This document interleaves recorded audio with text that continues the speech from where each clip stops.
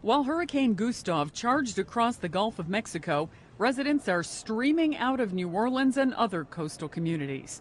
More than 1 million people are expected to evacuate the Gulf Coast by bus, train, plane, and car. Families from the Outer Banks, so I've experienced a lot of this personally myself, and I don't think anybody should fool around. Get out of town. Gustav dropped from a Category 4 to a Category 3 storm overnight. But forecasters warn it could gain strength from the Gulf's warm waters before making landfall as early as Monday. I've also heard reports that some people are still determined to try to ride the storm out in the coast. That strikes me as exceptionally foolish. I think the local authorities have made it very clear, and I saw them doing it this morning, that the National Guard will protect people's property.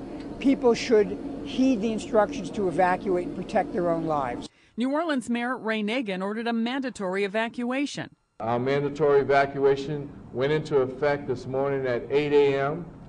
For the West Bank, which is the area that the storm is still pointed toward to have the most impact. So we wanted to give our citizens time on the West Bank to get out of town. We will then move to a noon mandatory evacuation on the East Bank. Meantime, President Bush is monitoring the situation from Washington. The White House said the president put his plans to attend the Republican National Convention in Minnesota on hold because of worries about the powerful storm. Bush declared states of emergency for Louisiana, Texas, Mississippi, and Alabama ahead of the storm. That clears the way for federal aid. Sandy Kozel, The Associated Press.